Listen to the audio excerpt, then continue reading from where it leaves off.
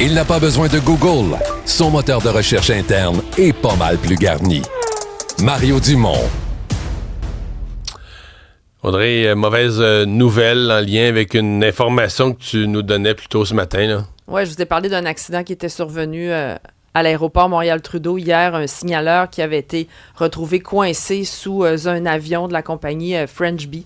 Et malheureusement, on apprend que le signaleur en question est décédé.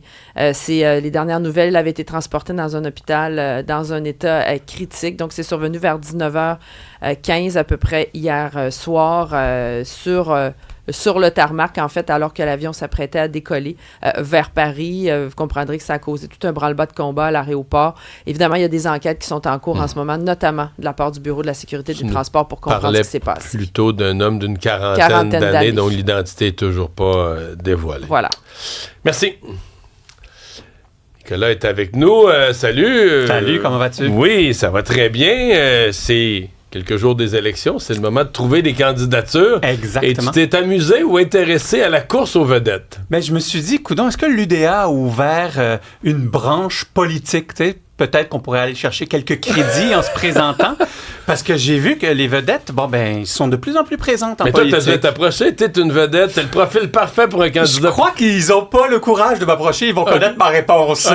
Non, moi, je préfère regarder ce qui se passe et puis partager ma vision, mes opinions. Mais tu vois ça comment? Parce que des vedettes, évidemment, il y a des gens qui ont des curriculums vitae importants parce qu'ils ont accompli des choses.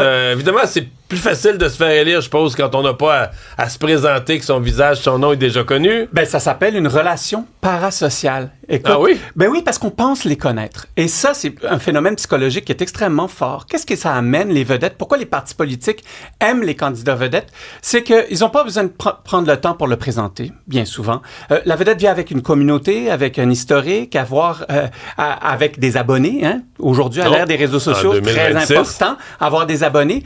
Donc, c'est clair que, entre guillemets, à premier abord, c'est beaucoup plus facile d'arriver puis de nommer une vedette qu'on connaît tous. Là, ce matin, Claudine Desrochers, tout de suite, on pense aux saisons de Claudine et puis on pense la connaître. C'est ça, la relation parasociale. On la connaît pas nécessairement, mais c'est clair que ça la connaît pas sur le plan personnel, c'est quoi ses visions, ses défauts, oui, mais surtout sa vision, sa plus-value, ses valeurs, parce que une vedette, c'est comme toi et moi, c'est des personnes normales, là. C'est juste que nous, ce qui est important comme électeurs, c'est outre la popularité publique, qu'est-ce qu'elle amène comme plus-value? Est-ce que c'est une personne qu'on nomme juste parce que elle a X nombre d'abonnés, ou c'est une personne qui a un historique super intéressant qui peut amener à l'Assemblée nationale? C'est quelqu'un qui peut amener un angle différent, une vision différente, qui peut lever la main sur des sujets que normalement on n'a pas l'habitude. Et puis les partis politiques, ils aiment beaucoup ça parce que justement, ils ont beaucoup moins de travail à faire de défrichage en quelque sorte pour faire connaître le candidat. Puis c'est quand même intéressant comme phénomène là au Québec. Ouais. Il y a plusieurs volets des vedettes parce que tu as aussi dans les partis, on va présenter quelqu'un en mettant de l'avant, il y a un gros CV, il a été dans le domaine de la finance, puis il a travaillé à tel business. Et dans certains cas, le Parti libéral, c'était les experts pour ça. Ils présentaient quelqu'un, super vedette, puis ensuite, ils le mettaient dans une cloche de verre. Parce qu'ils se disaient, cette personne-là, elle a le gros CV, mais elle n'a jamais fait de politique. Si je l'envoie dans Fosse au Lion d'une campagne électorale, elle verra pas les pièges, elle se rendra pas compte dans quoi se met les pieds, elle va dire des choses qui pourraient avoir l'air dans un contexte de business, avoir l'air correct, mais en politique, c'est controversé, il faut pas que tu dises ça. Et donc, ils présentaient vraiment des vedettes comme dans un musée que tu mets une pièce sous une cloche de verre. Donc, on te le présente. Un nouveau tableau que t'as acheté, là. C'est ça, on te le présente, on le met dans la vitrine pour dire, regarde, en matière économique, on a quelqu'un de fort, mais tu ne le réentends plus. tu n'entends plus le son de sa voix jusqu'au jour du vote. Exactement. C'est un peu la belle plante verte que tu as reçue au mariage. Oui. Là, mais c'est super important de dire que notoriété ne veut pas dire compétence, effectivement. T'sais. Ça ne veut pas dire l'inverse non plus. C'est ça, tu as des gens très compétents qui ne sont pas connus. Là. Absolument. Cependant, c'est clair que la joute politique, tu es bien placé pour en parler, c'est un sport extrême, c'est un sport même sauvage. Et donc, tu peux être le meilleur designer intérieur de la planète, tu peux être le meilleur TikToker de la planète. Quand tu arrives dans la joute politique, c'est un réveil assez brutal. Mais c'est pas un mouvement nouveau. Tu sais, je vais te nommer des noms. Ronald Reagan. C'est un acteur. Un acteur. Vladimir Zelensky. un humoriste acteur. Arnold Schwarzenegger, tu sais, on s'attendait pas à ce qu'il devienne gouverneur de l'État de la Californie, qui aurait été un pays du G7 si c'était un État indépendant, tu sais. Donc, c'est pas nouveau. Cependant, ça aide grandement. Je te dirais même qu'il y en a un qui passe sous le radar, mais Justin Trudeau, là, est-ce qu'il serait devenu premier ministre si c'était pas un peu une petite vedette, le star power de son père. Là. Exactement. Donc, on voit vraiment que c'est très puissant. Puis, il y a des vedettes aussi de domaines spécifiques, comme une vedette économique. Tu sais, disons que tu vas chercher un Guy Cormier, là. Ben là, c'est une grosse vedette. Il y en a qui se sont essayés. Il y en a plusieurs, j'imagine, qui se sont essayés. Tu sais, c'est vraiment une manière de faire la politique qui est différente aujourd'hui, parce qu'aujourd'hui, le vedettariat, qu'il soit dans le showbiz traditionnel ou qu'il soit vraiment spécifique à une industrie, est de plus en plus présente en politique. Puis ça, il va falloir qu'on s'y habitue, parce qu'avec justement les réseaux sociaux, ben il y a plusieurs vedettes qui naissent de ces réseaux sociaux-là, puis qui sortent un peu de nulle part, là. La vedette joue quand même un kit double en se présentant. Mettons Claudine Desrochers. Oui. On va prendre l'exemple du matin. Elle va être annoncée, je pense, dans une minute, là, s'ils sont à l'heure. Elle, sur ses réseaux sociaux, je dis un chiffre, elle a 100 000, 200, peu importe, là, il y a à suivre. Deux choses sont possibles.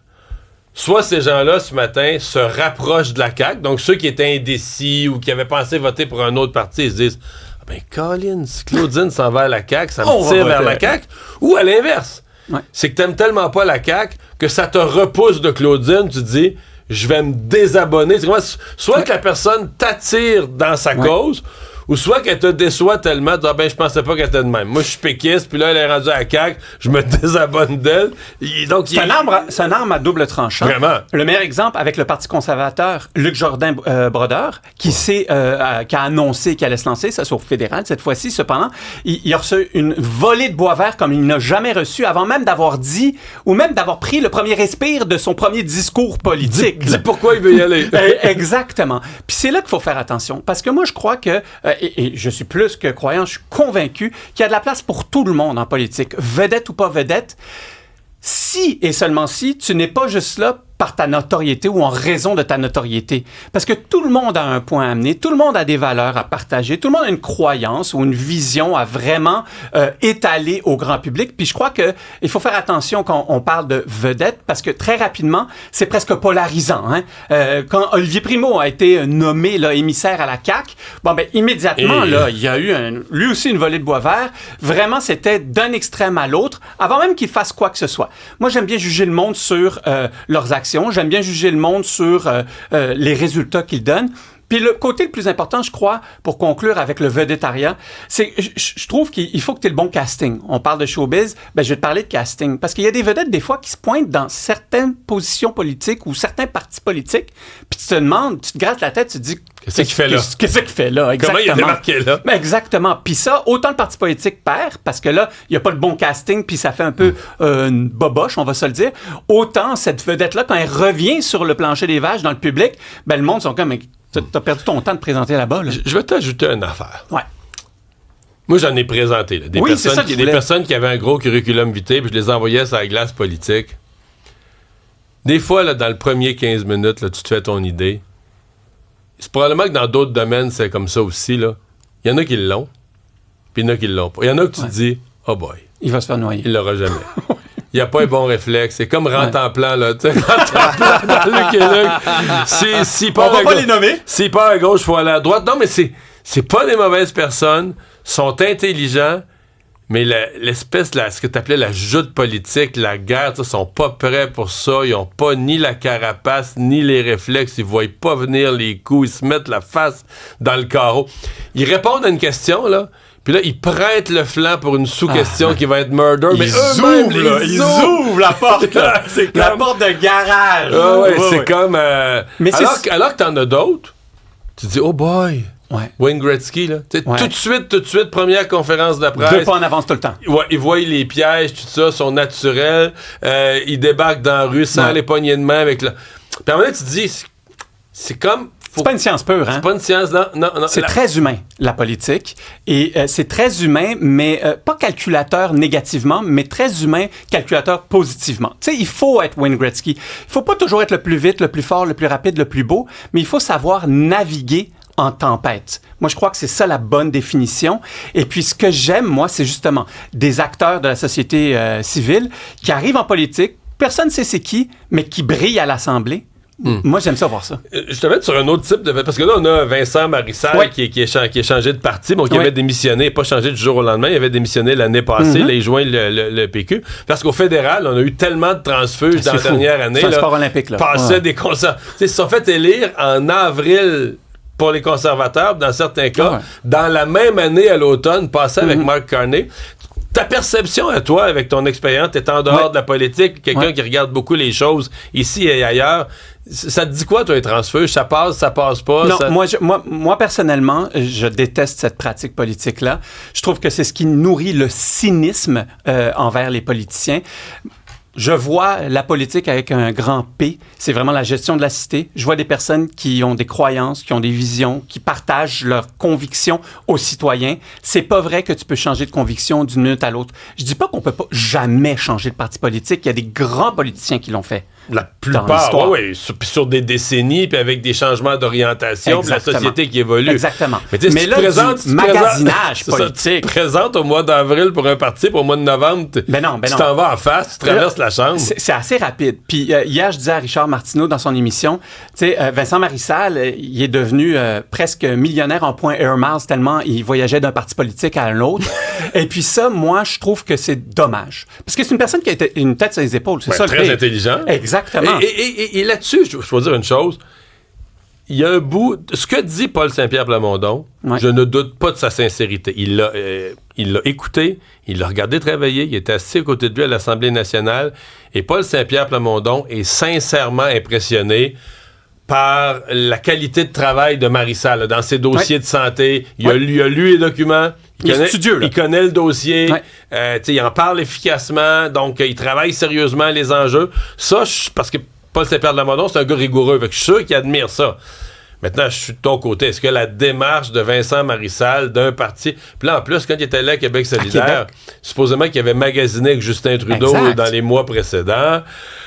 Puis là, c'est un gars de Rosemont qui débarque à Québec. Il y a aussi ce point-là à rajouter. Tu sais, c'est la cerise sur le sundae. C'est non seulement il change de parti politique, mais il change de ville. Puis c'est un Rosemontais, là, je sais pas comment il s'appelle. C'est un vrai Montréalais. Un vrai Montréalais qui arrive à Tachereau, à Québec. Le monde va se demander qu'est-ce qu'il fout là. Mauvais casting, encore une fois. C'est vraiment une histoire de casting, la politique. Bien souvent, des fois, on se pose des questions, puis on voit des mouvements politiques, puis on se dit, sur 9 millions de Québécois, il n'y avait pas un autre qu'on aurait pu trouver pour pouvoir le présenter dans le comté de Tachereau. Laisse-moi y douter. Nicolas, merci. Merci. À demain.